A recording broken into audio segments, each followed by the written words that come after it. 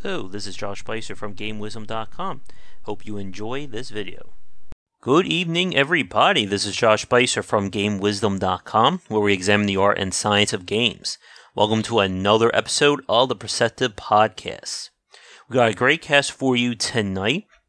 Our main topic is going to be talking about, I guess in a sense, entitlement when it comes to being a gamer. What is the consumer entitled to when they're buying games? What are they entitled to in terms of service? And stuff along those lines. Should be a very interesting discussion. But let's welcome our guest tonight. Joining me once again as my second in command or co-interviewer. Please welcome contributor to Game Wisdom, James Ellaby. Howdy, guys. We finally were able to get James's microphone, I think, working, so he should be sounding a lot clearer to you folks. I'm out of the submarine. Yes. He's out of it just like I was for the first 4 or 5 podcasts I think we've ever done. But that should definitely help. And the best part, no more echoing. So I don't have to hear myself say the same thing, because that was throwing me off a few times when we were doing our casts. Our cast. And our guest tonight is returning guest and fan of the site. Please welcome from the website A Paladin Without a Crusade, Tim Wetzel. Hello, and thanks for having me back. Yep, Tim, we were talking about this before the cast. I think it's been 5 or 6 months since we last spoke, which is for us is 2 to 3 years, I think. 2 to 3 years in gaming terms, that's for sure. Yeah. And we were talking about this year has definitely been a crazy year. And right now we are recording this just in the first week of October. It'll probably be near the end of October by the time you guys are actually listening to this cast. But let's hope this year at least can end on a positive note. That'd be nice. Definitely. All right. So for tonight's cast, we definitely have a lot to talk about, but I figured to start things off, let's catch up with you, Tim. How's everything going with yourself and with A Paladin Without a Crusade? Well, where to even begin? So, geez, if we're going to go all the way back to March, the beginning of April, I made a pretty big life-changing decision, decided, you know what? I don't want to live in Oregon anymore. I want to live in North Carolina. So I did. Mm-hmm. I had a few job opportunities potentially, and I wanted to sort of reboot things. Mm-hmm. So I packed up and moved and got a job, thankfully, and living in a new place, and everything as far as my personal life is just looking up right now. Good to hear. As far as A Paladin Without a Crusade is going, I've been kind of refocusing where I want to put the most work in, focusing more on games and maybe a bit of personal life in there in between, but mostly gaming. And there are a few side projects that I'm not going to be spinning off that will not be related to gaming. Mm-hmm. But the site itself is doing really well. Especially this past month was a growth compared to the last 4 months of slow death. Mm-hmm. And I've launched a new first impression series. My reviews are coming out really well. And I'm about to do 4 really difficult reviews over the next couple of months. So that's going to be consuming my time a little bit. Yeah. Also looking at a few other things, and I launched a Patreon that got a total of 0 people. I think I can join you right there. I think we lost a few more people, at least at the time of this recording. It's definitely hard when it comes to actually asking people for money. I think we've all are well aware of that. But I'm fine with that. I also made the site ad-free because it wasn't working anyway, and I just felt like they're pointless, and we're about to run into the election cycle, and the last thing I want people to see is yet another ad from Ben Carson on my site that I was seeing all the time. I'm like, no. But I really like video game reviews. I think at one point when we had ads on Game Wisdom, I think all I got were like those really crazy like Korean free-to-play MMO ones. I'd get a few of those. Mm-hmm. And then whenever I decide to like really investigate tech, then I'd see all the Google ads. It's like, okay. Yeah, I think I got a few of those Ebony ads too. Back when Ebony was still, I think, semi-relevant. I'm not even sure if it's even relevant anymore. I think there's like 10 other imitators to that throne now. Yeah. But yeah, So yeah, everything's looking up. I had a really good month last month, and I didn't even feel like I was on all cylinders. So it can only go up from here. Yeah, good to hear that. I know, especially for people doing their own thing, you really need to keep yourself busy. And I think it really helps in terms of motivation and just not letting yourself, sink down. I know for myself with Game Wisdom, I think I'm always busy with the site and doing stuff, and it's like distracting me from, things that aren't so good. But I'm glad to hear that things are improving for you. For Game Wisdom, I would say the YouTube channel has certainly gotten an uptick. Earlier in September, we hit 700 subscribers, and right now as we're recording, we're poised to hit 750. And if things continue at this rate, I think we'll hit our goal of 1,000 subscribers by the end of December. And hopefully, I know what people have been telling me, that's a huge milestone. And hopefully that will mean more in terms of the channel and more in terms of recognition.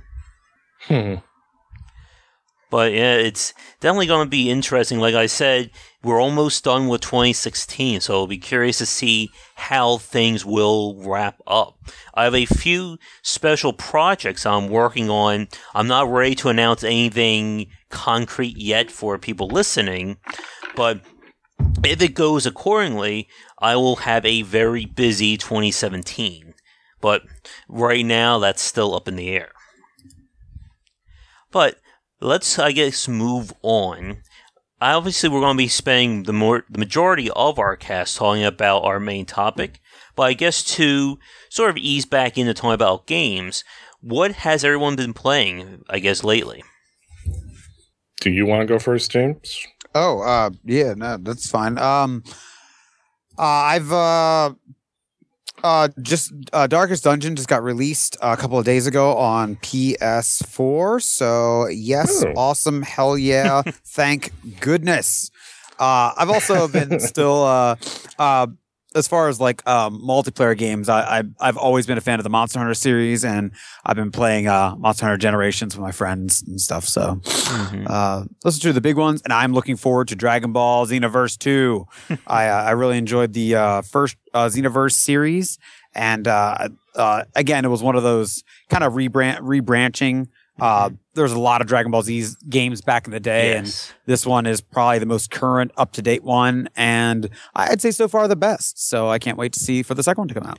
I've played one of the Dragon... actually, that's not true. A long time ago, I downloaded the ROM for the Super Nintendo. Like, there's a Super Nintendo DBZ game. Yep. And then I know I've played at least one, maybe two of the modern ones. I think it was one for the PlayStation 2 that I played. Oh, okay. And I have not played any more since. But they were very interesting. It was kind of curious to see how they've been translating a lot of the animes to the fighting game genre. I know there was one for Bleach. Did they ever make a fighting game around One Piece? Yes. Oh, yeah. There's a couple of fighting games. I think One Piece is on its like third or fourth in the series. As far as, and I'm talking about more specifically European and U.S. releases. I mean, in Japan, obviously, you're going to have there's a lot more. But Dragon Ball Z Xenoverse 2, one of the coolest things about it is that it really separates itself from the from that average anime game. And as of recent, before it had a really big run as far as like anime games go. You had the 2D side scroller up into then they start messing with the 3D stuff. Dragon Ball Z has really grown with a lot of this generation's, my generation's gamers. So from watching the show from when I was a kid to current state, the games have really evolved to reflect the state of play. And now the newest iteration of the series is actually grabbed some elements from Diablo 3. You can get loot drops off of different missions from the storyline, and they done alternate missions through like a new time warp fix the timeline scenario, which is entertaining at best because it keeps the old stuff. Basically, one of the funnest things to do as a kid was, oh man, well, what if this guy fought this guy? Well, what if this didn't happen like it did in the show? And they took that and made it part of a key core element of the game. Interesting. And I remember playing a lot. I think I did play like a few of the Naruto games, and it's curious to see how they've been evolving those mechanics. Mm-hmm. Who's the developer behind? Is it the same developer who does like Naruto, DBZ, and the other ones, or are they different developers for the fighting games? I think they do. I think it is a different developer, and DBZ has gone through a couple of developers. Bandai Namco is the one that's doing Xenoverse currently. Bandai Namco, and I think Havoc and Havoc are the ones that are doing that now.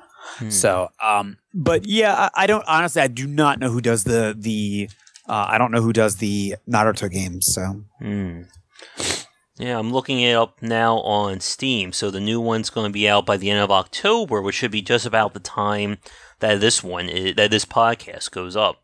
Mm-hmm. And what's interesting is actually being released for the PC as well.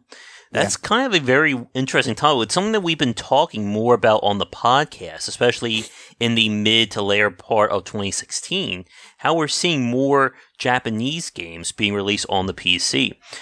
We brought up Disgaea a few months ago. There's now Dragon Ball. And I think that's kind of interesting. Here's a question for you, Tim. I forget if you've answered this in a previous cast, are you primarily a PC gamer or if you've played like console or JRPG style games? The last console I owned was a GameCube, so it's been a while since I've been on console. I've played enough of them to be familiar with what's going on. JRPGs were... I kind of fell out of favor with them when I quit playing my Game Boy Advance, so yeah, I guess that would actually be technically the last console because I kept playing that for a while after GameCube. So yeah, that's my knowledge on it.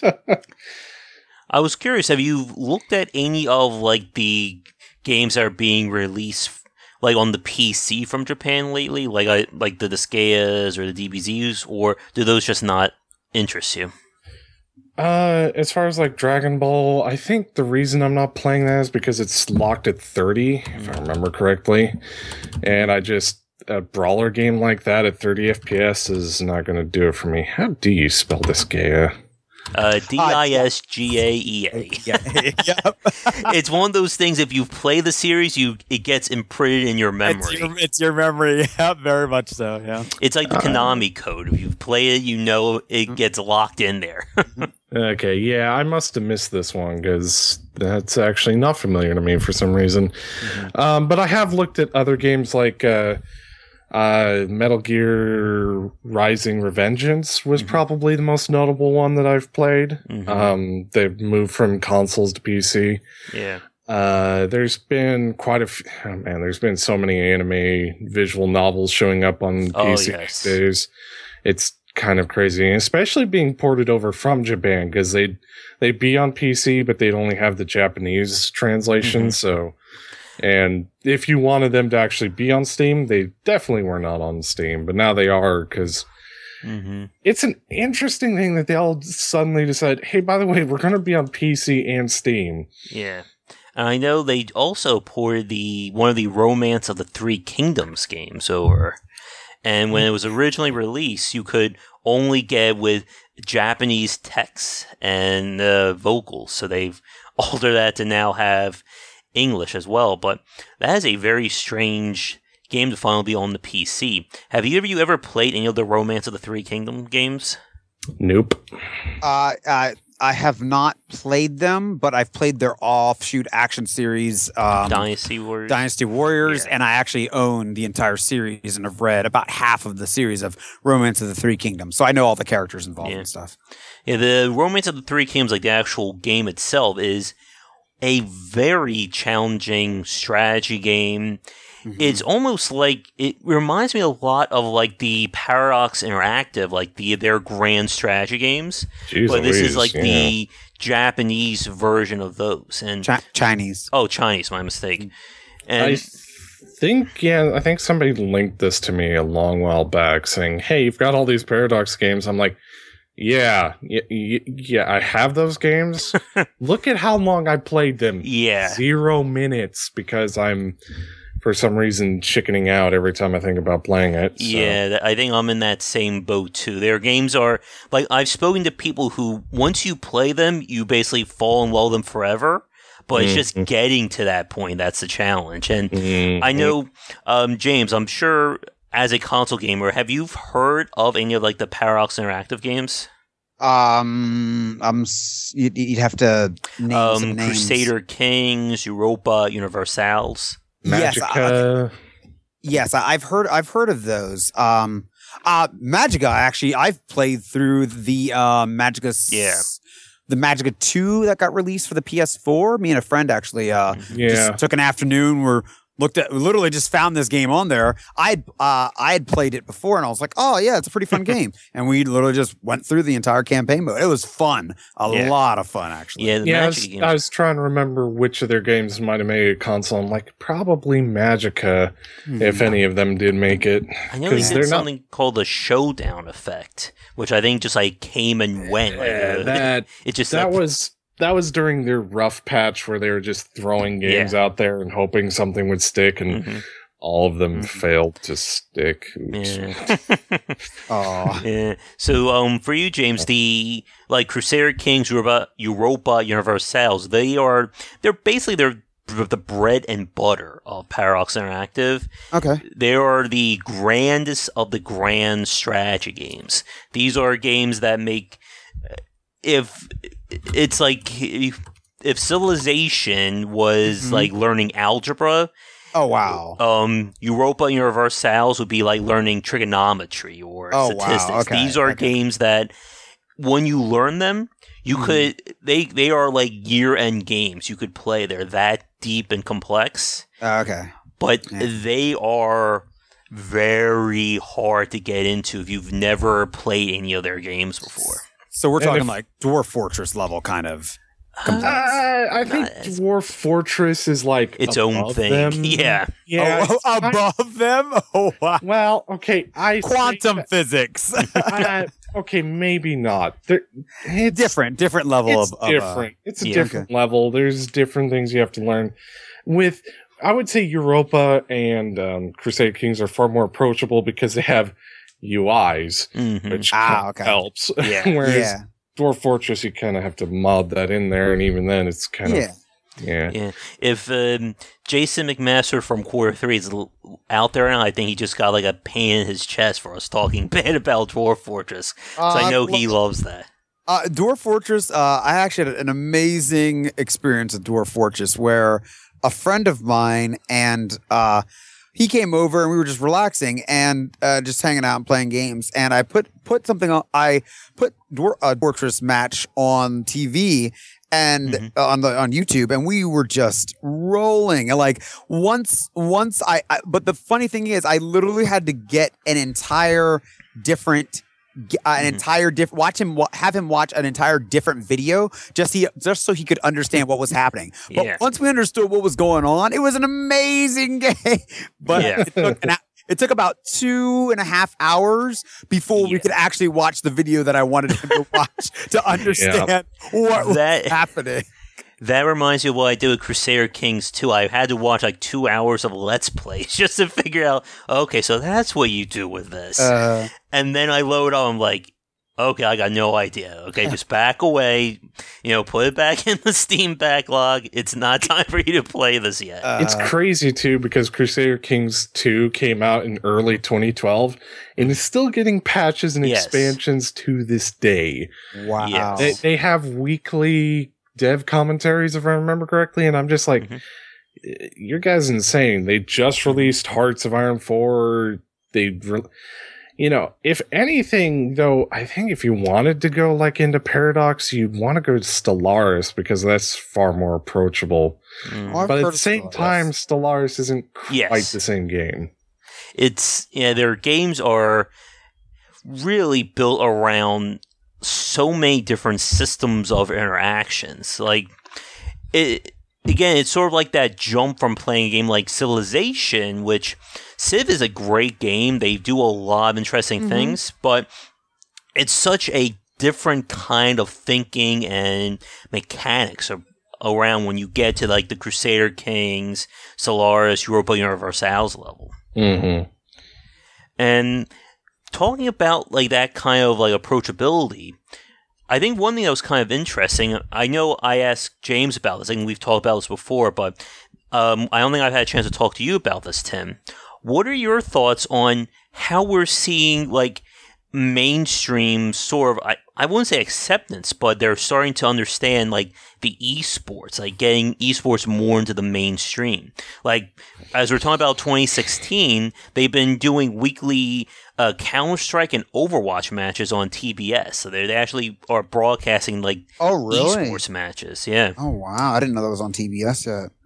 I know TBS or TNT. Now I'm not sure. I know like one of ESPN's channels is doing it now. I want to say like 3 or 4, so not like 1 or 2. But even that is still pretty damn impressive. I am in favor of it because it will do 2 things. One, it will finally wake up people to the fact that this isn't just some fad that's going to go away in a few years. And I think by making it more acceptable to, you know, for people to kind of, oh, what's this curious thing, you know, watch it and maybe get something out of it. Yeah. I don't see any real downsides. The upsides are pretty darn good. More people watching means more, well, theoretically, more money for the players and more money into the sport itself. As long as it's all, you know, done well. And so far from what I've heard from that, I mean, I don't know what's going on with League of Legends, but I know with Dota and Blizzard's, I think it was Heroes of the Storm, they were doing pretty well. So, although I think Heroes of the Storm is still running into problems as far as getting a lot of people behind it. And well, yeah, that's a topic for another day. Yeah, that's we could easily, who knows, that's a good hour, hour and a half. I guess going back to you, James, just to wrap up talking about the games you've played. I know as we've recorded this, you've only had a chance to play Darkest Dungeon for a few days. But I know that over, 2016, I think probably most of 2015, I know you were really excited about playing the game. So I guess for like early impressions wise, what do you think of the game so far? I love it. I love the game. Although, to be completely honest, I don't think it's going to do well on PlayStation. And the biggest reason is because of the learning curve. That learning curve is, I honestly, because I've been following the game so much and working at Game Wisdom with a guy who loves the game and played the game a lot, I look back now and go, wow, that gave me a clear advantage when it comes to experiencing the game and understanding the game. And I think a lot of people are going to be turned off by that disadvantage of, oh, this game looks really cool. What the heck am I doing? Dead story on the first map. Yeah. And the first map almost got me. Like my old school Final Fantasy genes had to kick in for a second there. I was like, okay, healer goes here, tank goes here, DPS goes here, and that threw me for a little bit of a loop. And so. I mean, when I did my how to play the updated one, the how to play Darkest Dungeon, people didn't see this, but when I did the tutorial mission again, I almost died during the tutorial mission. Jeez, like, good thing I didn't show that. Good thing I wasn't recording that one. But yeah, it is definitely a challenging game, and they also announced DLC coming in 2017. Oh. So that's going to mess things up even more. Here's something about that, though. I didn't know when they were releasing that. All right, I guess let's move over to you, Tim. Have you been playing any interesting games lately? As far as like multiplayer is concerned, I've been playing Overwatch and Smite primarily, depending on which one my friends are online. Doing decently well at Overwatch. Smite's kind of up and down depending on the week we're having. Good lord, we have some pretty bad weeks. Kind of poking at Paladins a little bit more. I I went back to it when they initially launched into open beta and was just like, what the hell are you guys doing? But I've kind of been watching some other players play it, and I'm like, yeah, I might have been slightly harsh on it. So, gonna poke around in that a bit, see where they're going there. Especially since parts of what frustrate with me with Overwatch so much are not there in Paladins. Mm-hmm. So, that's kind of what's also attracting me. And yeah, I like how Hi-Rez tends to do things more than I like how Blizzard does things, mostly with their business model. If that's the one thing that's just pissing me off about Overwatch, is their business model is atrocious. Mm-hmm. $40 plus random loot chests, I was thinking about it, it's like I could theoretically sink $100 into this and still not get the skin I want. Yep. So not get what you want. Yeah. Yeah, and that shit drove me nuts. I'm trying to remember what game. There was a game way back when that sort of shit drove me nuts. I can't remember what it was. And Payday? Or Payday? Or any other games? Farther back than that. Way farther back. I'm not going to remember it. But I remember that being an issue way back when. And to see it happen here again, it's just like, no. So that's multiplayer-wise. Single player... Witcher 3 is my current played game. I just haven't played it in a week or so because life. And I'm enjoying that a lot, which is good. I think I'm like 12, 13 hours in. So I'm still towards the beginning. What else? Dark Souls 2. I'm playing that and streaming that. And enjoying it, but I can see why some people were kind of annoyed. And then just kind of bouncing between like Darkest Dungeon, Duskers, Risk of Rain, Starward Rogue, those sorts of games, plus Duelist / Chronicle. Yeah, I should really be like working more on Darkest Dungeon, because how many hours do I have in it? 30. Oh. And wow. I haven't played it since September 15th for absolutely no reason. So, yeah. I kind of have a variety going on. If you don't mind someone who sucks, I'll be more than happy to play Overwatch with you. Though I can't promise how much I'll help your rating or anything like that. Can't be any worse than what we're doing right now. Are you actually playing Overwatch? Because I just started playing Overwatch competitive mode. Are you playing Overwatch competitively or just casually? I'm definitely casual. I'm not in the competitive point yet. I'll do casual to do some of the characters I don't play that often, but competitive is where I'm primarily at. I think if there wasn't really a competitive mode, I would have tapped out of Overwatch by now. Yeah. Which is not generally a good sign, because I don't usually...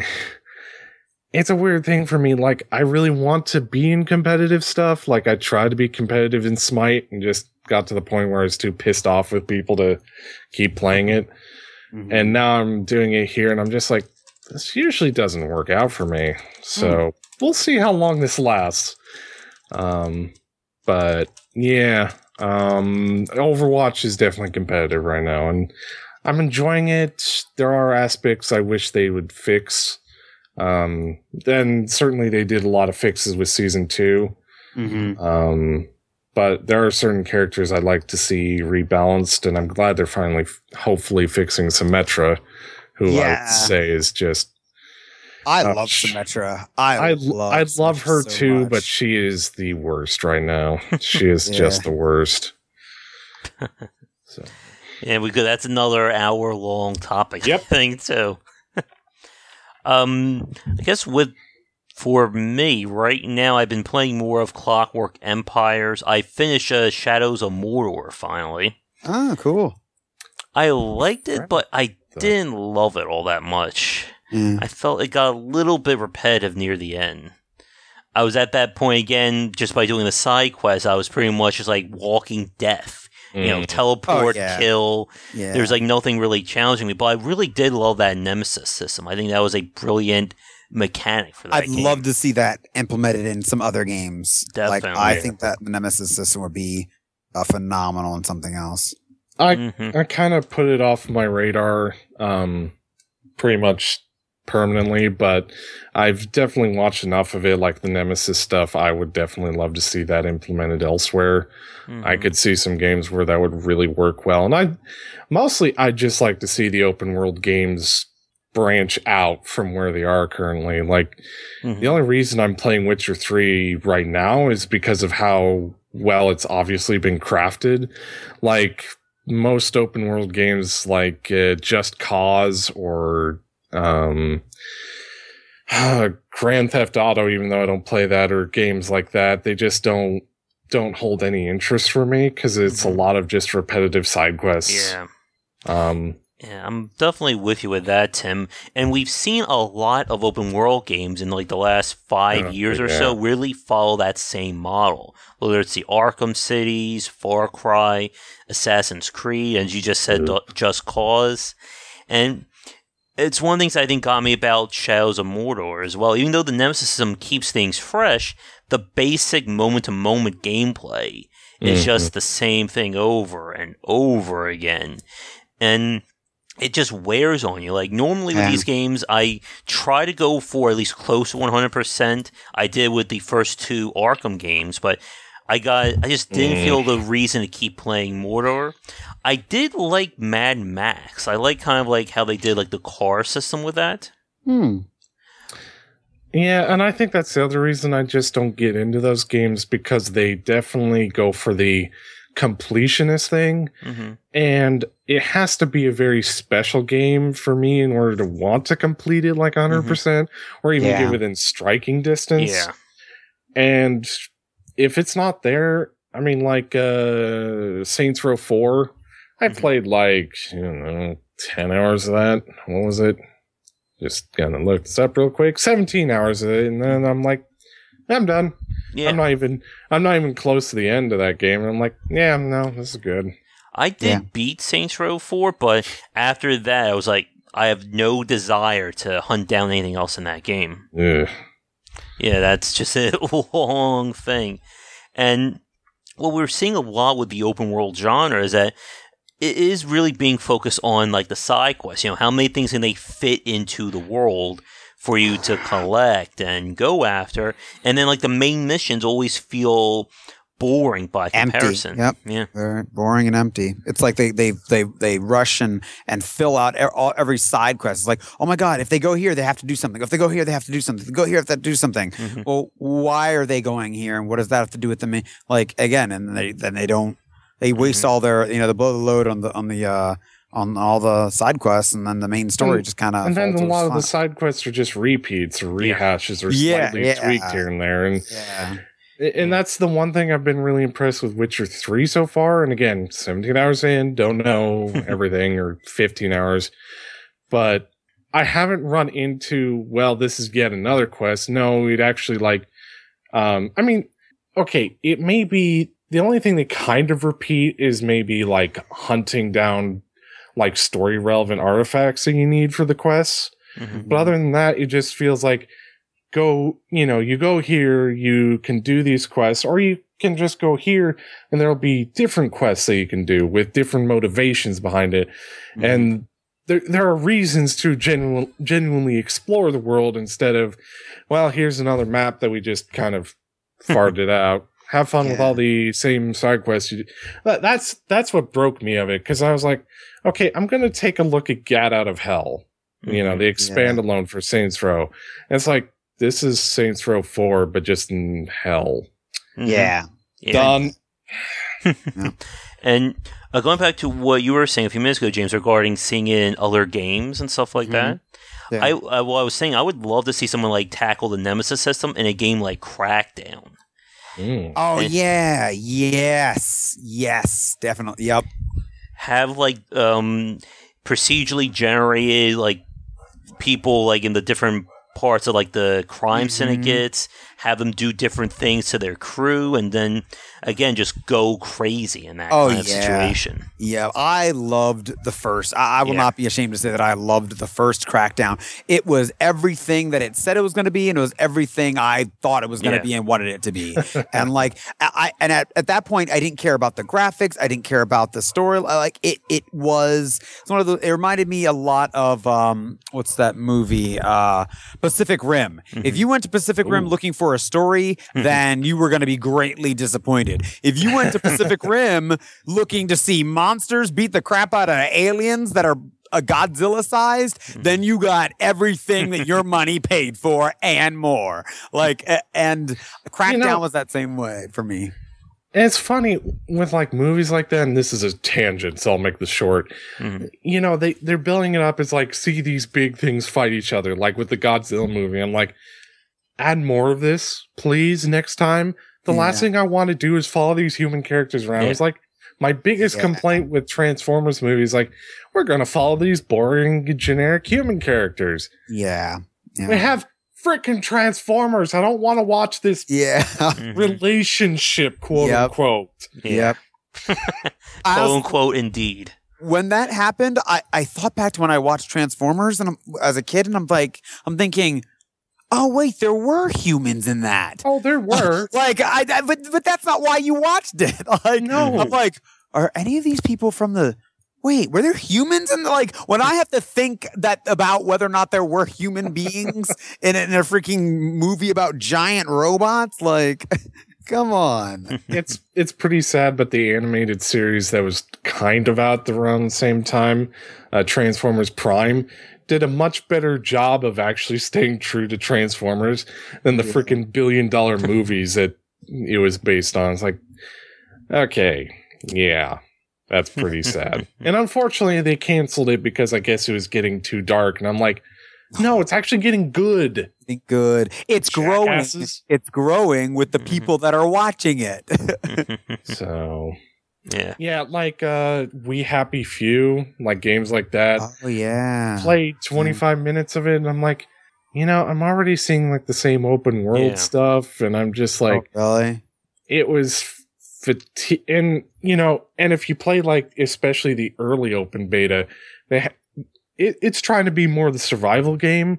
So of course there's food, stamina meters, and water meters, and I'm just like, this doesn't make the game good. It just makes it you have to be a babysitter. Yeah, and I just go back and I think, you know what game actually did survival pretty damn well, even if it was flawed. The Stalker series. Why the hell has no one just gone, oh, here's this genre of gaming that was pretty darn successful. Let's just rip that whole cloth and do it again. Yeah. I mean, it has the same elements. It has survival. It has shooting. It has all the stuff. But for some reason, we don't freaking copy it. It's the same frustration I have with Metroid, like the Metroid Prime games. Yeah. This really successful series, and no one's copying it on PC. And I'm like, please, somebody release this game on PC. I will buy 5 different copies of it because I just bought it. Yeah. I mean, we saw people wanting Harvest Moon. That's how we got Stardew Valley. So we need to convince someone to do that with Metroid Prime. Yeah. I just want Stardew Valley, but Metroid Prime instead. You know, just, I mean, we're so close. We get a lot of the Metroid, like classic Metroid stuff. And that's great.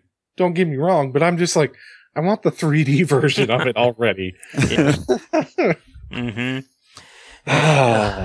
Yeah, I would love to see more games go that Stalker route. And I just made a post in terms of recording wise, talking about randomization in these games. And I hear people, I've gotten some people arguing with me about, you know, they're supposed to be replayable, you know, but there's people who just tout this as being infinitely replayable and you just keep coming back and playing it. But when you start seeing these games and you start understanding them, they just become very repetitive because the basic mechanics and systems don't have the legs to sustain itself for, 20, 30 plus hours. As you were yep. Go ahead. I was just going to say, as you were saying, Tim, regarding We Happy Few, I saw the same thing. I played, when it first went to early access, I started playing it, and within about 3 resets of, regenerating the world, I could start to see how everything was starting to look very similar to each other. And holy crap, is that game ugly? I mean, aesthetically, Really? let me rephrase that because aesthetically, it looks good. Mm-hmm. Technologically, I saw some stuff going on. I'm like, this is pretty bad, even for an open world game. Like, I saw textures that were just like, I didn't even have to go off the path that far, and I'm just looking at these textures. I'm looking at all this stuff, and I'm just like, I hope you guys are like gonna fix all this, because if you release in this state, that's bad. Just saying. Yeah. And that's the thing that. Okay, so yeah, you're right. Randomly generated does not give you like with Minecraft. It is technically an infinitely replayable game that is randomly generated. But I think the reason that it is stuck on so long because there are plenty of crafting mechanics and plenty of just being able to build stuff that makes it appealing. Yeah. And a lot of these games just kind of do the first steps and then they forget, oh, right, we have to have this overall theme. It's why we played Terraria for how many hours? 32 hours. Yeah. Because half the time we are either dying because we're bad, or the other half we built a house. We tried to tech up and do all this crazy stuff. And it's like, yeah, I'll play this for 32 hours and I could technically go back to it. I just haven't felt like it. But I could see myself going back to Terraria. I can't see myself going back to We Happy Few or games like this, because it's just like, it's just mindless. It's a lot of mindless, busy work that someone else should frankly be doing. And actually, when I did see that post, I saw the headline. I didn't have the chance to read it, but I was thinking one game that reminded me of was AI War Fleet Command. It is technically randomly generated because you can't really find the same galaxy, and the game will always play out differently. But what it has is an overarching strategy element that is very in depth, that has all this tower defense stuff. There are a lot of different activities that you can do that don't feel repetitive, especially when you add on the expansion stuff. And it's just like, but even if you were to play like the original 1.0 version, which there is a version that still exists. Someone has a link to it. Even if you played that, there's still something to play there. There's still something you could theoretically. It has substance. It has that substance. And a lot of games make this mistake where there is no substance. Just like we're a huge, ginormous open world thingy. And like, it was the mistake that No Man's Sky made, where this huge infinite galaxy that you can find all this different stuff. And I'm just looking at it going, yeah, but I've already seen it in like an hour. Yep. Yeah. And what's the point? And what's the point? Yeah. That was their biggest mistake. I will see that with a lot of indie. And No Man's Sky is not even the first to do it. I've seen, especially when I was doing sort of the examination of early access or newly released titles, there were a lot of games like No Man's Sky that have been in development for almost a decade that were being released on Steam. I don't know if they were better, because obviously I don't have infinite time or money. But the immediate thing I would think every time is this actually substantial enough for me to want to go and explore all of these galaxies? A lot of people criticize like EVE Online for not being big enough, but in EVE Online's fairness, not being infinitely big was probably what saves it from being a boring slog, except for the fact that its gameplay is basically a boring slog, but that's an entirely different thing. Yeah. Yeah, and that cohesive vision, I think, we definitely are seeing that missing from a lot of indie games, and a lot of games that are, again, trying to go for, you can do everything that you've ever wanted in this game. But, again, what's the point of doing it? Like, why should I, play your game for, 50 hours if all I'm doing is the exact same thing over and over again? With AI War, and yeah, I'm going to be using this law because it's the only one I can think of at the moment. But with AI Warrior, goal is defeat these two AIs. You have multiple different paths that you can do it. Good luck. You know, and there are a lot of different systems that you can use. With No Man's Sky, like, a friend of mine said, yeah, I was looking and I'm like, why would I do this? And I was thinking the exact same thing. And a lot of people are saying on Twitter, you know, that we're actually playing the game. It's like, okay, so I just crafted a bigger bag and a bigger cargo hold. Why the fuck am I playing this again? Yeah. And I'm like, yeah. And you made an infinite universe and put nothing in it. Why explore it? Why should I be invested in it? And for me, that certainly fatigues me. You know, with Witcher 3, there is a point, there is a story, there's an overarching story that you can play with a lot of little stories in between there and a lot of different choices you can make. And I actually want to explore that. Whereas with a game like Rebel Galaxy, I'm finding there's a lot of samey side missions. The combat's starting to feel that repetitiveness, and the story's not that great. Sorry, I've seen it before. So it's like, I played like, 15 hours in that one, and I haven't gone back to it. I still haven't installed, but it's just like, yeah. Yeah, and, go ahead. I was going to say, I remember one of my, as far as like side missions and open world, Morrowind. I played Morrowind on the Xbox, and I could not tell you the storyline. I couldn't tell you the main characters, any of the people, because I got to Morrowind, and this is before, I was younger when it came out. So I got to Morrowind, and I'm like, I'm in a giant fantasy world where I can do whatever I want to do. Hey, go here if you want to talk to this person. Nope. See ya. And I went off and got lost for days and months.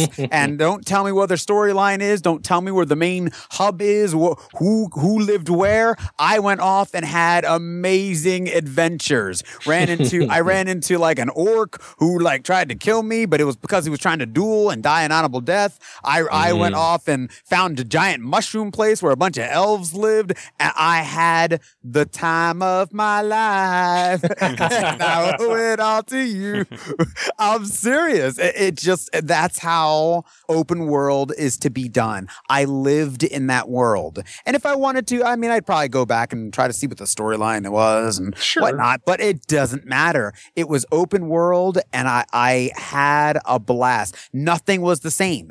Every quest I did was completely different. It had its own lore. Heck, it was one of the few games in open world history where you could go and kill somebody of the main, well, not in the main storyline. There were certain people that were immortal, but if there was a quest line that you just totally bombed or just didn't like somebody was handling something, you literally could just go and kill them. And they were not there anymore. They're done. They're gone. A friend of mine tried to play the game, and he's like, man, this game sucks. I'm like, why? He's like, I got mad and killed the shopkeeper, and now I can't buy anything. I'm like, well, because you killed the shopkeeper, find another town. Well, I did. I killed him too. I'm like, those kind of experiences, what made open world unique. I will never forget Morrowind until like my end of days, because of that experience that you can only get for the open world. With me, I was in like the first map, and the first map, of The Witcher 3, first map is sort of an introduction level to kind of get you familiar with what's going on. It's not that big as a consequence, and there's probably not as much to do, but it's a great introduction to like, hey, by the way, this is what you're getting into without just throwing the entire kitchen sink at you. But I remember I was just like, you know what? Screw it. I'm going towards this area for the hell of it. And on my way there, two things happened. One, I ran into a guy who was like, I need to duel you so that I can marry this woman from someplace. I don't even remember. I'm like, okay, by the way, you probably don't want to do this. So I beat the crap out of him. And I'm like, and the option was, so are you going to let me go? I'm like, yeah, this time, don't do it again. it just randomly happened, and it was still well fleshed out. There's voice acting for it and all that, and I'm like, that was pretty neat.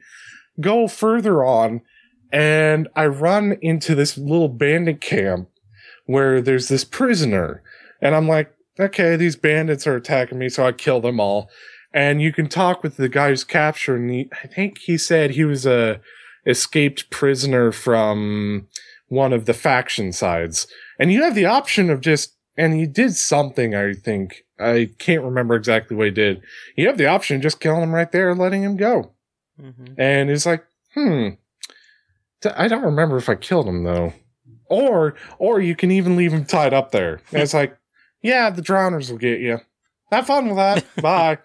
Mm-hmm. And okay, another example I thought of in the Stalker games, especially like I think Call of Pripyat was a little bit better on this, but they had open living worlds where you could literally lose one of the quest givers because there was a passing mob of bandits who raided the town. Like, this is one of the main questing hubs, and you could literally lose quests because the guy died. Mm-hmm. Wow. And it was that sort of emergent gameplay that they were going for, and it really worked well because you could even have quest givers move from different towns, and in between there, they might get killed. Mm-hmm. Now, it wasn't so dickish that everyone just died. But there's a lot of stuff going on in the game where things were moving around, and there's a significance and a permanence to the world. And yeah, you could kill people if you wanted to. Granted, that wouldn't mean you couldn't go there anymore without having to kill everybody, but it was an option. Mm-hmm. And they had the interactions outside of towns. I mean, they call an AI life or a life system. Yeah. And you could be just walking around, all of a sudden you get in the middle of the two bandit groups fighting each other. Which was which is still really cool. And it's one of those things I'm really disappointed that no one's even tried to do it. I mean, it was a little creaky in Shadow of Chernobyl, especially. In Call of Pripyat, it was certainly refined. Maybe too much to the point that it wasn't quite as alive, but I still like the idea. And you still could get those interactions where people would just take over a spot. Oh, wow. Yeah, you could have people just take over a spot. It's like, okay, we're owned by bandits now, or no, we're owned by this faction now. And it was. And what's the game called? Stalker Shadow of Chernobyl and Stalker Call of Pripyat. Mm-hmm. Huh. It was made by a Russian dev team. Yeah, I don't think they're in business anymore. I think they went under. The company actually does exist now. They managed to reform a little bit, but the majority of the developers have all split apart. So the talent that made those games is no longer there. They just released a new game called Cossacks 3. It's currently getting pretty bad reviews. It seems like they pushed it out way before it should have been.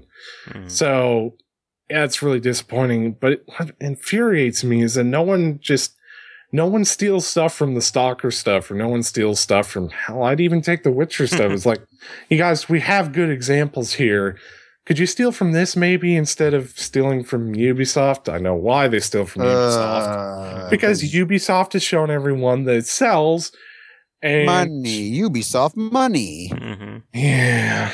And granted, it's a lot cheaper to build a Ubisoft game than it is to build one of these games. So that's the sucky part.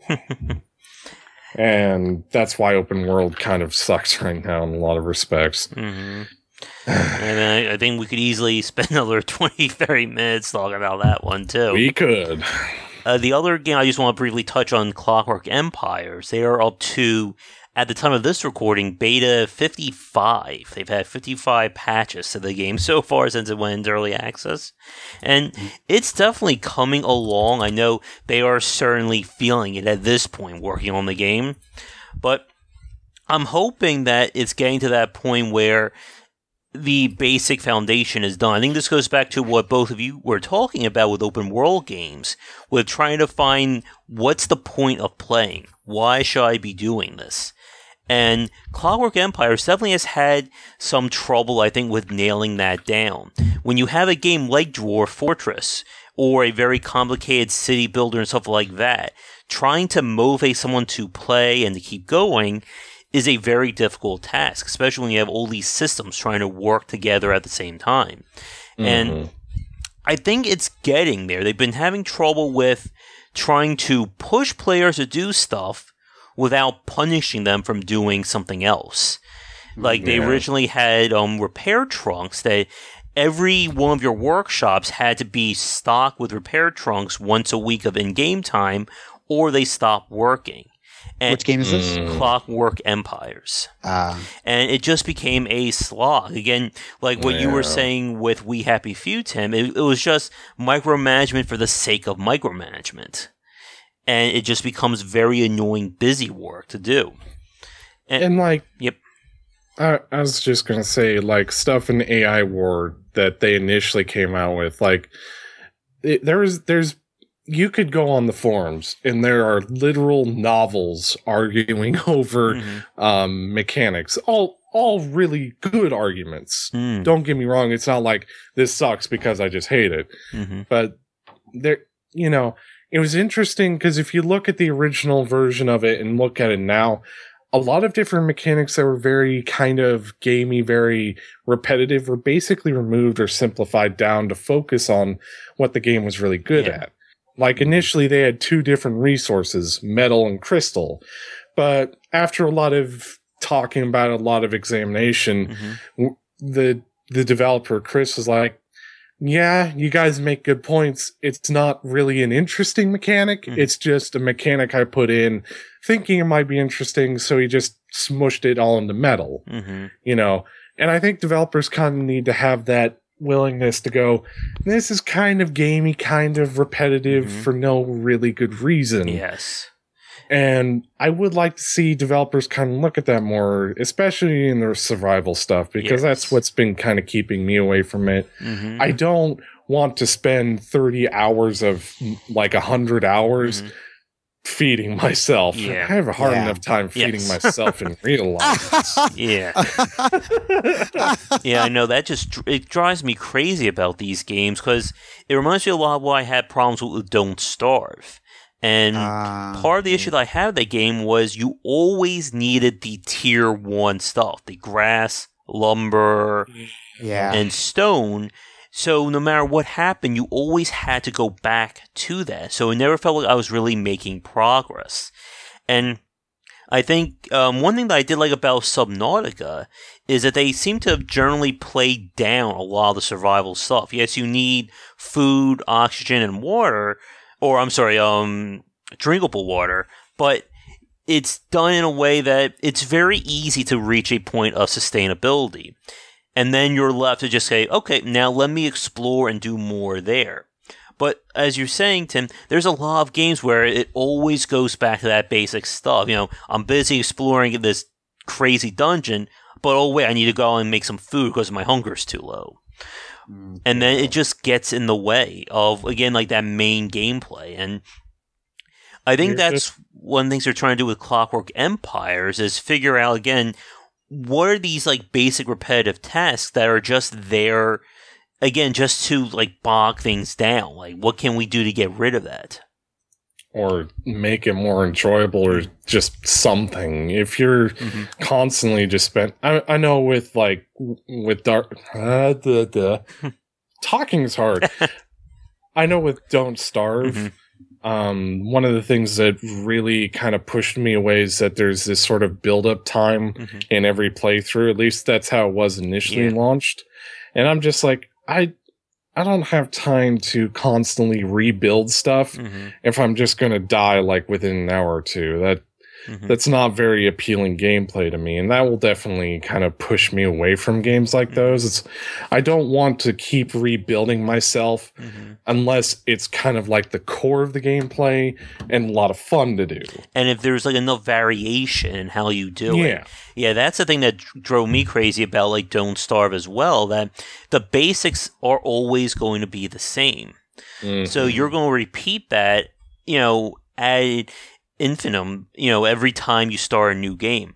And I think Clockwork Empires has that issue as well. Like, I know after playing the game for so many betas, I have a pretty solid game plan for like the first 30 minutes of play. And it's the same thing every time. It's, the basics. I need to get that done. And I think, again, it goes back to that challenge of how do you stick the landing? How do you make this something that's going to keep people playing? And that in of itself, that's a 2-hour conversation easily, I think. But one last, and you could even do something very minor, and this will be my last example for this, but with StarCraft 2, during like the first 2 expansions, it was always a very slow build-up time. And what they did in Legacy of the Void, they basically said, okay, we're giving you more workers, we're cutting down the amount of minerals, and we're basically like, we want this game to basically start right out the gate instead of 10 minutes later. Yeah. And I was like, and it was a huge change. Like, a lot of people are like, this is actually a very good idea. Yeah, because I didn't want to interrupt you. I'll let you finish. Because, no longer did that caster have to basically say, well, we're here for the next 10 minutes. Let me talk about Dark Souls. That sounds like a great idea. Yeah. And I think that's a really good point. Again, if you have a task that's the same thing every single time you play, then that's not really gameplay or choice. It's literally busy work. And if you can remove that and get to the point of the game that you're actually thinking about and making those choices, it's going to make your game a lot better. Yeah. And a point that you made a few minutes ago, Tim, regarding developers listening to players and getting that important feedback, I think that's the perfect segue again to our main topic. Well, probably one of the topics, because we've had so many so far in the last hour. We have a main topic? Yeah, hour 5. We'll get to it. Yeah. And that is sort of the entitlement of the consumer. What do you get, or what are you supposed to get as someone who plays these video games? And we've seen a lot of different discussions and debates about this, especially over the last, I would say, like 2 years, especially with the rise of early access and Kickstarter as well. And there's been some major stories lately that has also been muddying these lines. When we were talking in email, Tim, we brought up about the recent change of Steam reviews and how if you don't buy your game copy off of Steam, your review will not contribute towards that game's rating. And that can be a very big deal, especially for indie developers who every review could mean life or death for their game. Yeah. Boy, where to even start on this topic? Let's focus on the Steam review part for now, because there is a ton we can unpack here. For those that aren't aware, well, you basically summarized it. If you get a Steam key from developers from key websites like Humble Bundle, it all is now counted as a separate type of purchase. And if you do make a review on it, it will not automatically show up by default, and it no longer contributes to the score. Initially, I was very pissed off when I heard the news, especially since it affects me a little bit. And it just seemed like a giant slap in the face to reviewers. Admittedly, when I calmed down, and thankfully I didn't make a post public about this, because I would have just looked kind of silly, I did realize that the Steam store was being exploited with these very toxic practices of developers basically saying, here's a free game, please review it on Steam. And that, unless you're a professional reviewer or a pseudo professional reviewers, you're not going to have the mentality of saying, yeah, I shouldn't say positive things about this unless the game deserves it. It's like, yeah, good game. That's it. And it's definitely a problem, and I understand why Valve is wanting to crack down on it, because at least the previous version of Steam reviews has been a giant minefield of useless information, and this is a step in the direction of finally making it more useful. Yeah, and I agree with you on that. It does suck for the developers who are having legitimate problems, but we are definitely having cases of developers who exploit this. There's a recent thing that digital homicide, and issues like that. Yeah, and there's definitely been cases of, I mean, we can talk about all the great developers who are having trouble, but as you were just saying, Tim, there are a lot of less than reputable developers who've also have been exploiting the system. And just because it doesn't make it to the mainstream doesn't mean that people like us, we hear through the grapevines, on various forums and message boards alike. And like I said in my post, it definitely sucks, but if this is Valve and by extension Steam's attempt at trying to standardize or make this more reputable, I think this is going to have to be some necessary growing pains. Especially since Steam reviews are kind of replacing Metacritic. At this point, Steam reviews have more or less taken it over, and you're now stuck with the fact that it's being abused to the point that people are just getting free games to say nice things about it, and that is very bad. That leads to refunds because people were kind of fooled by the reviews, and I don't blame them. And there's also the issue with professional YouTubers getting paid or doing content for games without mentioning what they got from it or stuff like that. Yeah, and go ahead. And I really get it. It does suck for some people that their key activations basically mean they can't affect the Steam rating at all. But at the same time, this is the easier way to kind of tap down on abuse, and certainly it can be abused more since we now have a recent rating review and overall rating review, because you could do it at the right times to make the recent stuff seem very positive. So I could definitely see where maybe developers were possibly exploiting that to always be positive while having an overall maybe not so great rating. Yeah.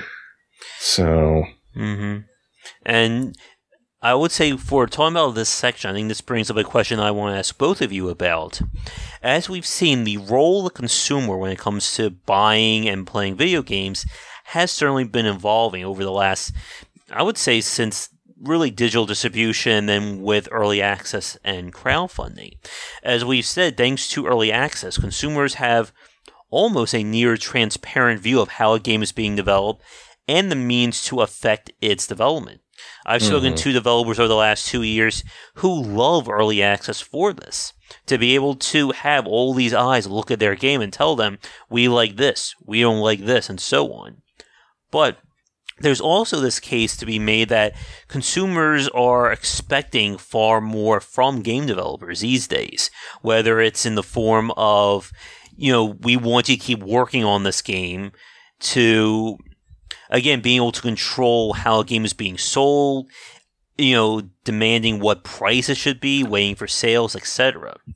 So I guess my question for both of you, and we'll start with James this time, is when it comes to being a consumer in the game industry, what do you feel, I guess, is your quote-unquote entitlement when it comes to buying and playing games?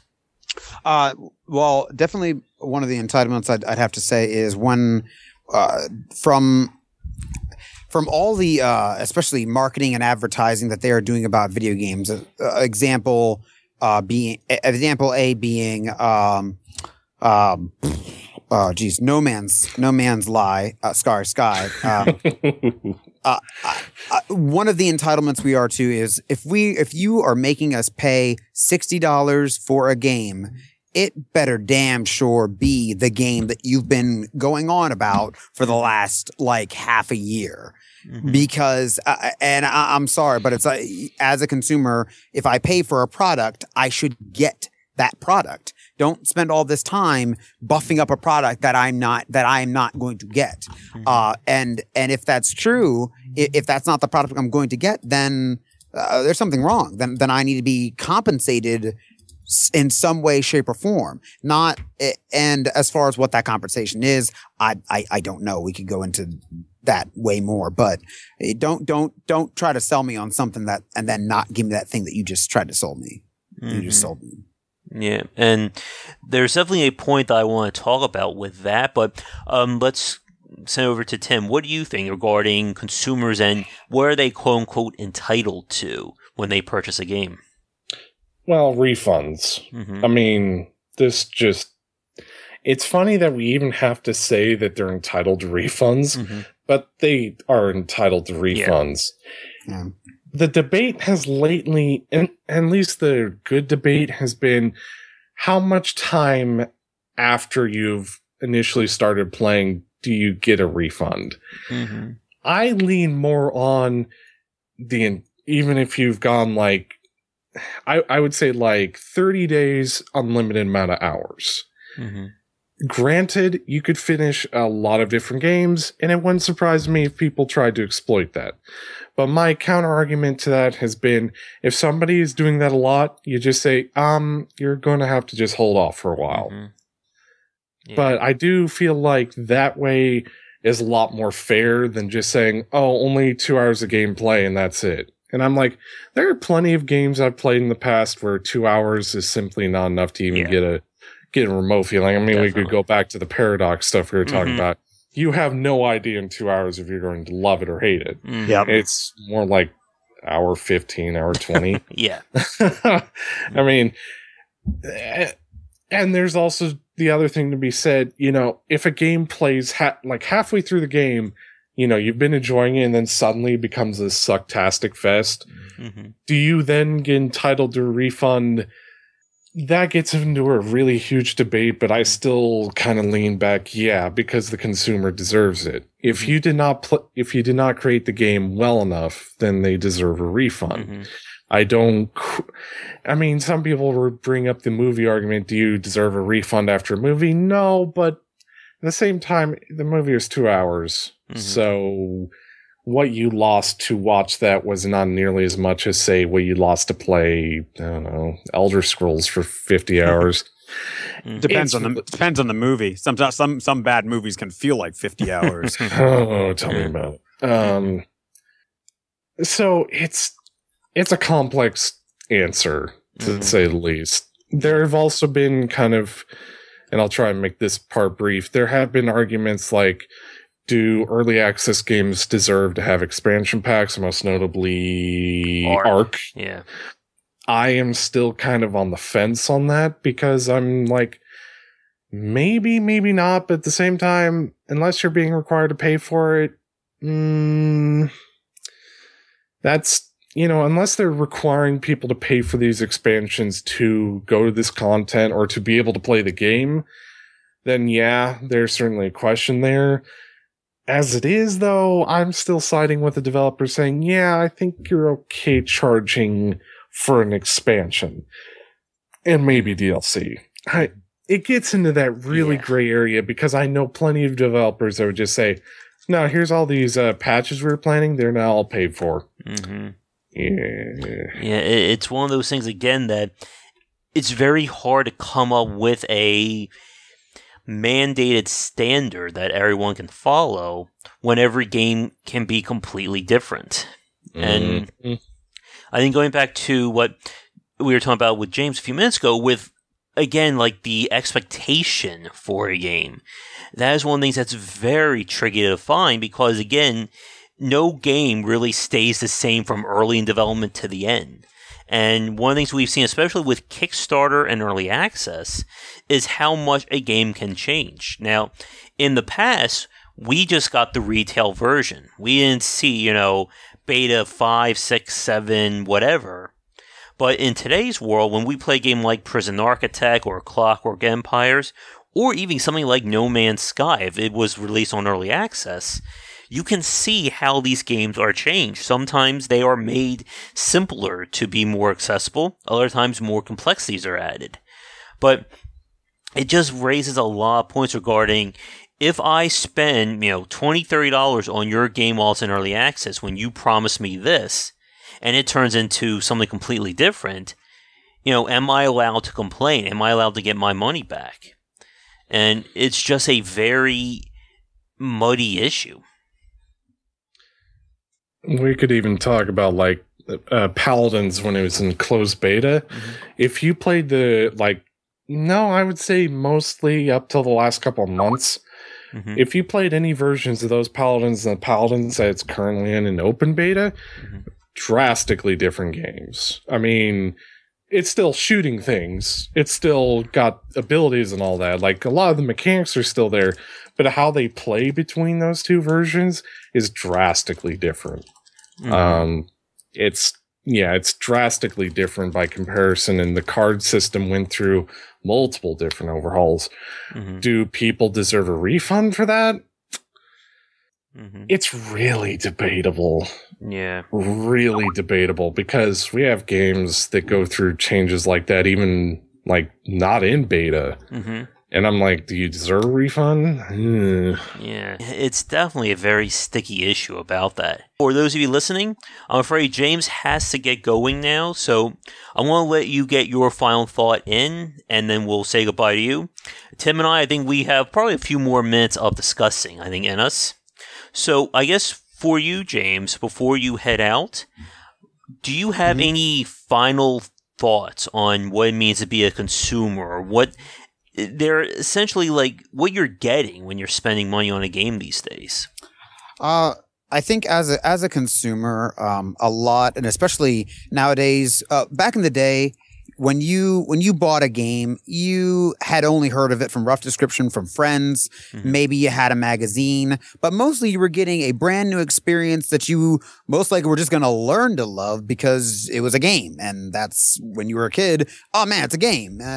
Unless it was E.T.'s Adventure for the Atari, it was a game, and you kind of learned to love it. Nowadays, as a consumer, I think we very much expect things, but that's not all our fault. A lot of that comes from the industry trying to make the sale long before the game has even been fully finished yet. So, and again, I think that's kind of what we've been. We're privileged, but we're spoiled privileged. We've been spoiled privileged because of how we've grown up, and how I think the face of the industry has really changed to perpetuate that. Yeah. And that definitely, again, we have so many topics we could spend so much time on. But I'll let you go, James, for tonight. I'm glad we were able to finally get the audio issue sorted out, because you definitely are coming in so much clearer for this cast than you have when we did things previously. Yeah, cool. No, thank you. All right, so James, have a great night. I'm sure for those of you listening to this cast now, we'll probably be talking again on Game Wisdom Live in a few days. But you have a great night, James, and we'll talk again soon. All right. Later, guys. Later. Okay. So, I guess to wrap things up, we'll probably only go for like a few more minutes. Again, this is one of those topics that's not going to disappear anytime soon. No. And I guess that, what we were talking about a few minutes ago regarding a standard, I think that's, again, one of those issues, and I think it's one of the greater issues when it comes to being in the game industry, is that there really aren't any quote-unquote standards that we hold to either game reviewers, game makers, journalists, etc. So it's very hard, again, to add that stuff in when we've been operating for free for so long. And basically, it comes down to expecting standards out of storefronts. I mean, that's why we yelled at Steam for the longest time to get a refund system in. And when it finally released, I noticed there was quite a bit of complaining from certain developers. Yes. But my response to them was still, if your game wasn't that good, and as far as we can tell, you're not. I mean, their big thing was there's going to be a refund apocalypse, and I'm like, no. And there wasn't by any measurable standard. And as far as Valve is released, there haven't been massive refunds. And I'm sure we could even talk to the guys at GOG, and they would probably say, no, not really. Yeah, I think it goes back to, again, the quality or the bar has really been raised for game developers these days. So, excuse me.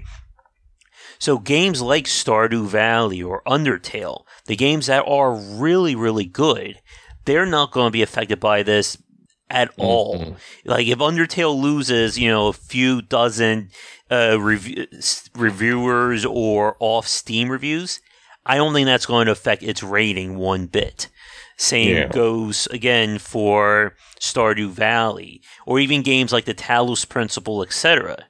But what we're seeing is that for a lot of the smaller, the lower to maybe lower mid developers, the ones who have had trouble, staking their own claim, they are certainly having trouble. And then, of course, as we mentioned, especially the less than reputable developers, the ones like that Digital Homicide. And I think the market has really dropped out for those bottom tier developers. And I do feel like I don't think we're going to have, the quote unquote indie apocalypse or the refund apocalypse or stuff like that.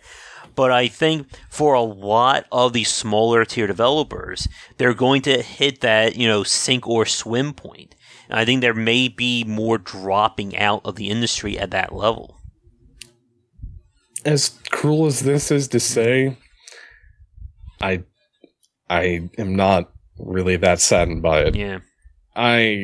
That sounds really bad coming from me, but to be honest, there are a lot of different games that just simply aren't good enough. Yeah. They aren't worth my time or attention. They aren't worth your time and attention or anyone else's. So yeah, the bar has been raised, and maybe it's unfair in some cases. I won't dispute that, but at the same time, how many games do I have? Yeah.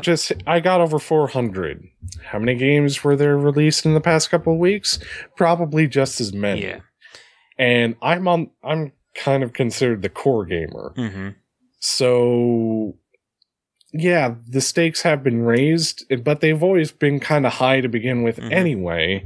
I don't know what we can do about it other than I think quality just needs to be a much more important issue. Yeah. And by the way, can't say I am shedding any tears to hear that Digital Homicide just burned and died because they decided to sue Steam. Yeah. Guess what? That doesn't work. And good riddance. Yeah. And I think I agree with you about that, Tim, that there are just so many games being released, and I know a lot of game developers, especially those who are more on the art side, will say, I say the same thing, just release games and you'll do well. Just, keep making games, but that's not the case anymore. It's not just make games. You have to make good games.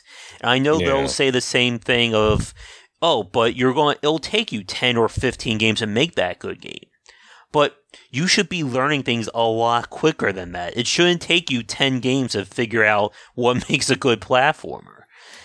Or, again, like we're going back with the survival genre. If it's taking you so long to figure out what your game is about, what's the point, then there are some serious design issues. And we can even add management issues as well. There's, so many reports and debates about running your own company, organizing a group of people to even make a game in the first place. And these are all factors that can lead to a bad game or to a less quality title. And the days where you can get by, we hear stories of, the team that falls apart, nothing's working, but, by pure grit and determination, they release something. Those days of where you could get by with that are becoming less and less frequent. You need to have a game plan in order to make something that's going to be considered sellable. And hell, we could spend another 40 minutes on about the mobile market as well, with all the games being released there. And even in that place, even having a quality game may not be enough.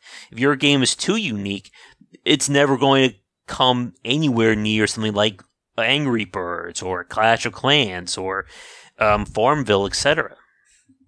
I think developers also need to have very reasonable expectations, and there's definitely problems in that area, both for developers and for consumers. Yeah, that need to be addressed, but of course that's a complicated problem in and of itself. Yes. And I think for whatever reason, we also need to have the discussion of just because a game looks or plays similarly to another game doesn't mean it's a clone. We can only really say, and this is kind of a tangent, but clones are only in my mind if you rip wholehearted assets and whatnot from a game. Like, here's Angry Birds and here's Angry Chickens. Yeah, no, you've gone too far. And this debate came up because for whatever reason we decided to get mad at Hi-Rez for developing a Overwatch-like game, and I'm just like, okay, this has gotten really silly. You guys, and it just kind of throws me for a loop because we like to have competition in the marketplace, but then we have these arguments where it's like, no, we can't have competition here in the marketplace. And I'm like, no, this is good for all of us. You know, it's good for people that play Overwatch because it means Blizzard can't just sit on their laurels. Yeah. It's good for Paladins because it means that they've got a bar to reach. Yeah. And again, as long as they're not literally saying, oh, we're just going to remake Zara, McCree, and just like copy and paste those exact characters, then again, it's doing something different. It's transforming these mechanics. I mean, oh my goodness, that's another hour-long discussion right there regarding evolving mechanics and such. But I think getting back to this point, the consumer is and should be entitled to a quality game. If you publicize X, Y, and Z, then X, Y, and Z should either be in there, or you better have a pretty damn good reason why it's not. And that is where I think a lot of developers do tend to struggle with. It becomes very hard, like with Planetary Annihilation. They had like 20 different stretch goals, and they were just having trouble meeting it all. And again, I think a lot of that, again, goes back to proper management. And like we've said, when there are no standards and nothing like out there to lock onto, everyone is just basically flying by the seat of their pants. And sometimes you get someone who sticks the landing, like Stardew Valley, Undertale, Renowned Explorers, or even like what we said with Darkest Dungeon. But even with a game like Darkest Dungeon, they went through some mechanical changes that people did not like. And that's a really good question. Were people entitled to a refund at that point? I think their solution was just make it a possibility to turn off, if I remember correctly, which is usually the best middle ground anyway. You know, there are fights over games where it's like, no, you shouldn't have this option. I'm like, yeah, like in a quote-unquote easy mode for Dark Souls. I'm in full support of there being an easy mode for Dark Souls. Like, they kind of do that already. There are certain items that just make the game infinitely easier. And the Great Covenant as well. Yeah. And I'm like, yeah, go right ahead. I don't care if you take those options or not. Or no, co-op. Like, they put in, okay, you want this game to be easier? Here's co-op. Yeah. And I'm like, great. If you do that, everyone wins. If you want to be the hardcore dude that does everything like the hardest they can, all the more power to you. But accessibility, as long as you don't dumb down the game for those who want the hard part, is always preferential. Yeah. There are points where it goes too far, like I'd say Legend of Zelda went way too far in the accessibility realm, to the point of it explaining very basic mechanics over and over again. I'm like, Nintendo, we need to have a sit down. We know how to swing a sword. Quit giving us tutorials. Yeah. And I think that's a really good point, Tim, about, again, trying to manage those expectations. I think it's become a lot harder, again, because of crowdfunding and early access. Like, the people who bought Darkest Dungeon brand new, like James, or, again, who wait until the game was released, they have no idea about the whole heart attack system or the corpse system and stuff like that. And, again, it raises that point, as you just said, were people entitled to refunds when those systems were when they weren't in there to begin with? And again, it's one of those things that's so tricky to manage. And like we were talking about with No Man's Sky, people will say, you know, give them a break. This was all, you know, that was just marketing speak and stuff like that. But at the same point, this is what you're telling people your game is. And like the whole thing with multiplayer, I think, was a huge red flag and a real like smoking gun for a lot of people. Yeah. Like they didn't even have the fleet thing in there that they had been it was a really big center stage for their focus. And I'm like, so you guys like actively marketed that there would be fleets fighting and there's like maybe a few ships fighting. I'm like, so what the hell happened there? Yeah, and that's the thing. Like, as people like you and I, who, you know, we talk to developers and we look at things from this point of view, we can, you know, give developers some leeway in these regards. But there's only so much you can give someone. And I think, again, going back to what we said a few minutes ago, a lot of developers are really going to have to step things up. You can't make 5 bad games and then make your 6th game, you know, be that dynamite game. You have to learn things a lot quicker these days.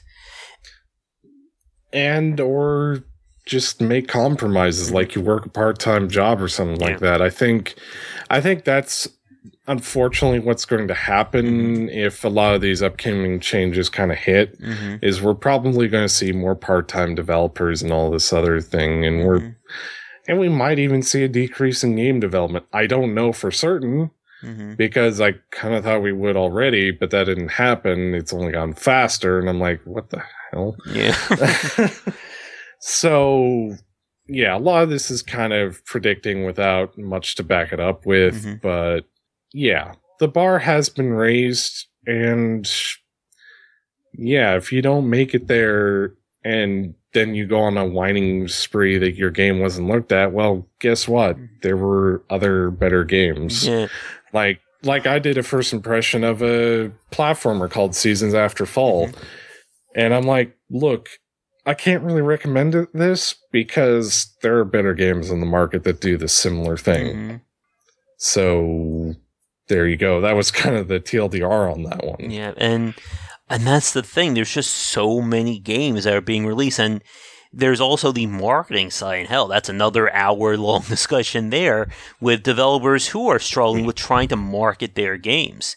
Sometimes it's simply because your game is so unique.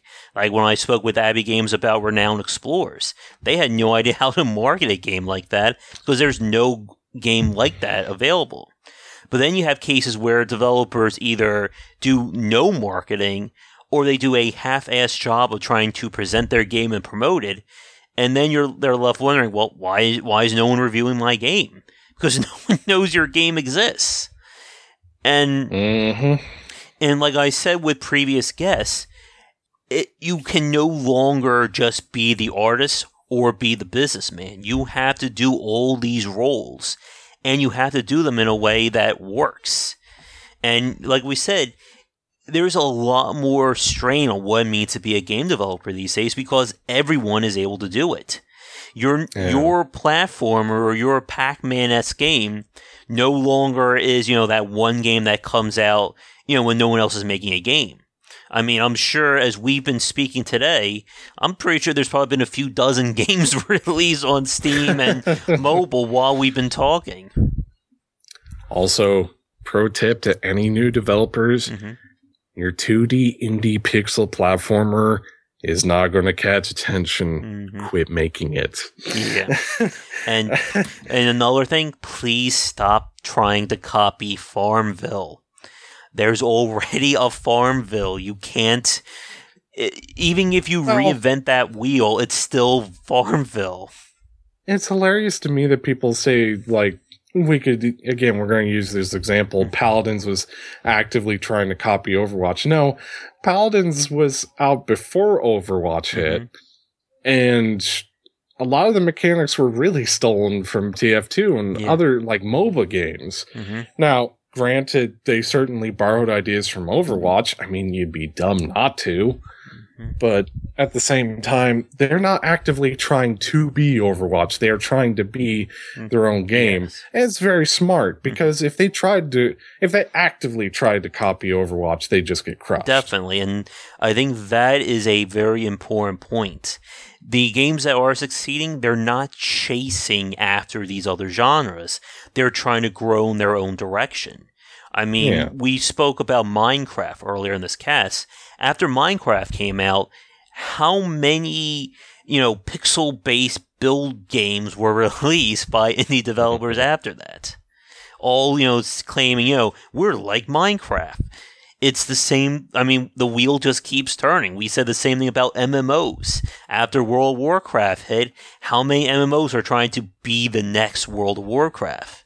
Or how many games are trying to be the next Hearthstone? Now, you can certainly take elements of Hearthstone and make your own game. And there are some promising games coming up, like the next Elder Scrolls card game. I'm actively interested in that because they're changing some of the ideas that Hearthstone has. It's not just being Hearthstone with Elder Scrolls. Yeah. I mean, or even Chronicle RuneScape Legends, a game that I'm playing once in a blue moon. A lot of ideas were taken from Hearthstone, like their questing system, like their class system, but they took it and put it in a different way. They made it more like an RPG almost. And it's a very fascinating take on the idea. Yep. And it's like, yeah, this game stands out because of that. Or even if you don't really think up new and inventive mechanics, just do them really well. Like Stardew Valley, not really that unique, but how he presents it and how it's done is just miles and away better than anything that's probably come from before. And the same thing with Undertale. It took a very basic setup, very basic graphics and premise, and then elevated by doing something different with that. And I think that's kind of what we're seeing, especially with developers trying to step things up. They're trying to elevate mechanics instead of just straight up ripping off of them. Clockwork Empire, so we could say, is heavily inspired by Dwarf Fortress. The same thing with Clay Entertainment's No More Oxygen, No Oxygen Available. Boy, that's a weird game, but yeah, I know which one you're talking about. And again, these are games, you can say they are similar to these titles, but they're doing something different. They're not just following the current market. And what we've seen, I guess, to sort of start to sum things up, the developers who are just trying to chase after the big thing, they're the ones who I think are going to fall out of the market. Because they're trying to essentially mine a ground that's already been, completely dug up. Again, why should I think this is probably the key element of this cast is, what's the point? Why should I play your Minecraft game when I have Minecraft? Or Terraria, or Dwarf Fortress, Overwatch, insert game here at this point. And that question is very hard to answer. Now, you can say, let's say Overwatch ended tomorrow. Not going to happen. You could then say, okay, here's a very Overwatch-like game. And it would probably do reasonably successful. Yeah. Because it's not there. But if you try to directly compete with certain games, you're just not going to make that much of a splash. There have been plenty of platformers that I've basically thrown out in the first hour or two because, no, I've already seen this before. Your story is about as interesting as a ball of yarn. I'm done. Try again. Yeah.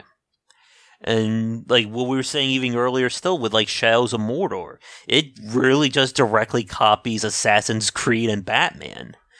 It does some things completely unique, like the Nemesis system. That's where it's trying to elevate. But again, you really can't directly compete with games. It's one of those weird things. We see in other markets and other entertainment mediums, if someone makes a new Harry Potter book, a new Harry Potter, there's going to be another young adult book trying to copy that, or, trying to be the next one. Or, hell, what we see with how Marvel really started with TV, or I'm sorry, DC was starting to get really big with stuff like Arrow and The Flash, and now Marvel's doing it with, Netflix and stuff like that. So there's always going to be that temptation to just try and directly rip someone off. But if they're still doing it, you're just going to come off as, the Coke Light or the Pepsi New or whatever, Pepsi Next. Yeah. And I know we are definitely getting late in this cast, so I guess for my final thoughts then, as we've said, you need, as a game developer, first, you can't chase after the big names. They've already done it. They've already cemented themselves. You have to do something differently. And I think, again, you have to answer that very simple question. What's the point? Why should I play your game? And if you can't answer that, then you're going to find that your game is going to disappear no matter how well your marketing is or how much you're hoping and pleading for it to be that $1 million winner. Mm-hmm. And yeah, substance definitely needs to be there because there have been plenty of promising games that have interesting ideas like at the initial start, but I can, play it a few hours and I'm like, your interesting ideas kind of came, well, and even we can go back to randomly generated stuff. As you said, three re-rolls, and it's like, I'm seeing the same stuff again. So the mechanics are kind of becoming very obvious that this is just a very, very base game. There's nothing really to sink your teeth into. And randomization is fine, but you have to use it very intelligently, and you have to have something else to go along with it. And I think that's something we kind of need to reel back a little bit, is like we've been on this huge RNG, like random generation, and we need to okay, we've clearly kind of gone to the extreme. Let's bring it back now to something a little more concrete. Yep. And I mean, seriously, we've had so many possible new topics we can easily talk about in any of this. But I think it's definitely time to wrap things up. We are almost at 2 hours, I think, in terms of actual recording. So I think do you have any more final thoughts on your end, Tim? No, I think I covered everything I wanted to. As we talked about consumer entitlement, refunds should just be an expectation, not a bonus, as it were. I think we need to kind of up our expectations of what refunds are without going too crazy. Yeah. And certainly keeping eyes on abusers, because the last thing we need is tons of refunds going out there, because that's just gonna cause more problems than solve, unfortunately. Yeah. And especially like what we're seeing with like issues such as key resellers and the whole G2A incident. But again, that'll take us into like hour 5 or 6, I think, of this cast. Yeah, I mean, definitely been a fascinating cast. I think James is still a lightweight when it comes to our epic cast. We've been trying to be later, but still, we can easily spend 2 to 3 hours if we are not careful. I mean, hell, this cast is approaching 2 hours right now. And again, I think it's because of the fact that these topics you really can't spend 10 minutes talking about. I mean, hell, we spend 10 minutes just saying, how are you doing today on this cast? Yeah, we need to do more regular casts, and then we can get it all out of our system. Yes. All right. But like I said, this is definitely a very fascinating topic. One where we can easily come back to again and again. But I think, like we said, with consumers and being entitled, it definitely falls on the developer side to manage these expectations, and there needs to be protections in place for the consumer. Again, so we don't have instances where someone's spending $60 on a game that's, not even all that there. And that definitely leads into the bigger topic, again, of what should a game be? Or more specifically, how should we measure these kinds of qualities? And as we've said over the last half of this cast, again, we expect more from developers because developers have raised that bar. Like I said, I remember the days where a $5, $10 game was simply like a Pac-Man clone or another takeoff of a Breakout. Today, we see $10, $20 games that are fascinating in their depth and their variety. Again, stuff like Stardew Valley, Gone Home, Undertale, you name it. I mean, these types of games weren't being made 10 to 15 years ago. But today, they have really raised that bar. And I think to end this cast on, again, like the perfect capper, for all the developers listening to this cast right now, you need to ask yourself, what's the point of your game? That you need to be able to tell someone why they should spend time on your game. Because if you can't, we have several dozen, if not other 100 games waiting for our attention. Yeah, and saying that you have an infinite universe to explore is not a feature. No, it's not. Or your game is just like Overwatch or World of Warcraft or Farmville, etc.